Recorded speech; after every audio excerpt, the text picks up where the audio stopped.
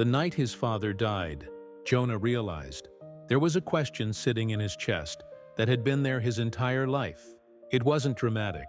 It wasn't poetic. It was simple, and it was too late. The phone rang at 2:17 a.m. Jonah stared at it until it stopped. Then it rang again. By the third time, his body reacted before his mind did. He sat up in bed, heart already racing, because calls at that hour never meant anything good. His apartment was quiet in that hollow way that only exists right before bad news enters a room. He answered without saying hello. The voice on the other end was a nurse, calm, trained, careful with words. She said his father's name. She said passed away. She said, "I'm sorry."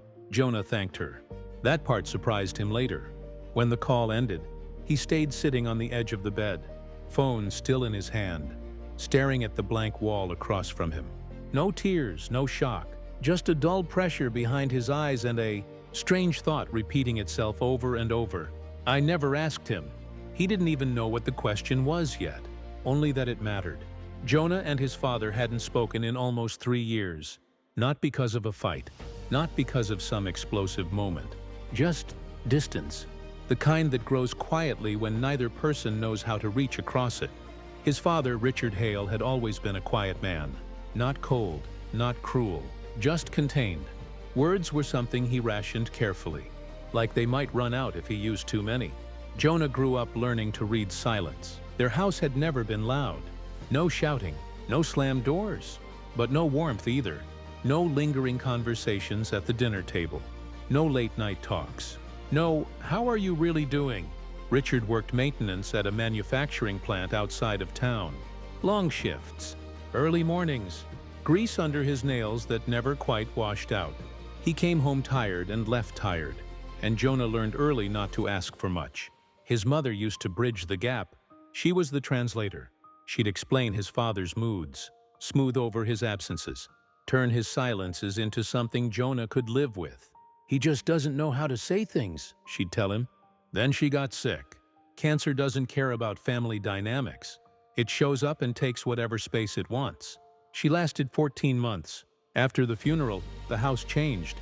Richard became quieter somehow, like he'd folded inward. Meals were eaten in front of the TV. Conversations turned into logistics.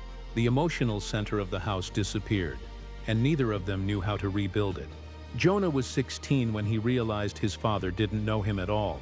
It happened one afternoon, when he came home with a haircut he'd been thinking about for months. Nothing wild, just shorter, different. Richard glanced at him once and said, "You cut your hair." That was it. Jonah waited for more. Nothing came. That night, lying in bed, Jonah felt something settle inside him. A decision he didn't consciously make, but lived by anyway. If my own father doesn't see me, why should I try to be seen? From then on, Jonah stopped volunteering information. He stopped sharing thoughts. He stopped asking questions, including the one that kept pressing against his ribs, year after year. "Why are you like this?" He left for college at 18 with a handshake instead of a hug. They spoke less after that. Birthdays became texts. Holidays became obligations. Conversations stayed on the surface. Weather, work, health, never feelings, never the past, never the question. Jonah built a life anyway. He moved to Chicago, got a job in marketing, paid his bills, made friends, dated people who told him he was hard to read and emotionally distant. He didn't argue. In his late 20s, the cracks started to show. He'd feel angry for no clear reason.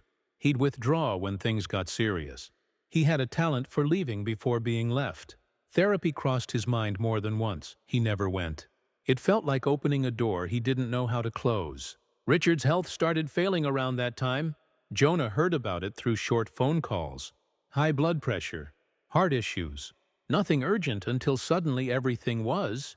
A mild stroke, a fall in the garage, a hospital stay that turned into another. Jonah visited once.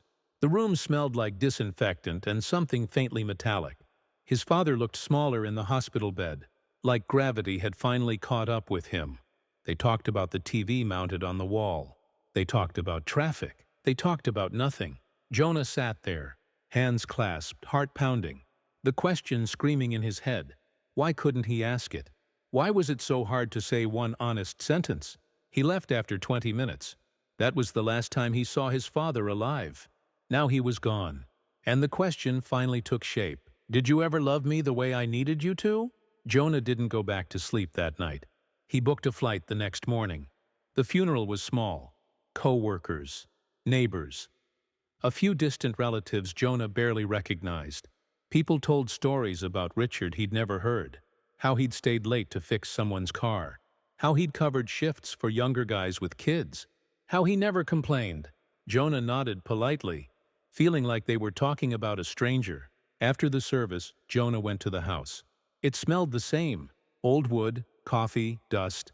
He walked through rooms filled with memories that felt slightly off, like photos taken from the wrong angle. In the bedroom, he noticed a box under the bed. It wasn't labeled. Inside were envelopes, dozens of them, all addressed to Jonah. None of them mailed. His hands started shaking. He sat on the floor and opened the first one. The handwriting was unmistakable, careful, blocky, like each letter had been measured before being written. "Jonah," it began, "I don't know if I'll ever give you this." The air left his lungs. He opened another, and another.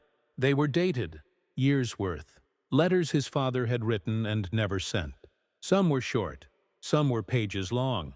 Jonah read until his eyes burned. Richard wrote about Jonah's childhood, about moments Jonah thought had gone unnoticed. The haircut, the first time Jonah drove, the way he used to sit on the roof at night and stare at the sky. He wrote about being afraid, about not knowing how to talk, about growing up with a father who believed feelings were weaknesses you paid for later. "I thought if I stayed quiet, I wouldn't do damage," one letter said. "I didn't realize silence could hurt just as much." Jonah's chest ached. The question echoed again. "Why didn't you ever tell me?" Near the bottom of the box was one envelope that felt different, thicker. No date. Jonah opened it last. "If you're reading this," Richard wrote, "it means I ran out of time." Jonah swallowed hard. "There's something I never said out loud, because I didn't think I was allowed to." Jonah's hands trembled. "I loved you from the moment I first saw you. I just didn't know how to show it without failing you." Jonah broke. He cried on the floor of his childhood bedroom, surrounded by words that came too late. The question he never asked his father wasn't answered in a conversation. It was answered in silence, in ink, in regret, in a box under a bed. Weeks later, back in Chicago, Jonah carried the letters with him like a weight and a gift. He started therapy. He talked. He listened. He learned that asking questions late is still better than never asking them at all. But some answers don't come from the people we need them from. They come from what they leave behind. Jonah framed one sentence from the letters and hung it above his desk. "I was proud of you every day. I just didn't know how to say it." The question still lives with him.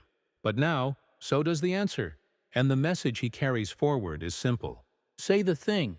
Ask the question, before silence answers for you.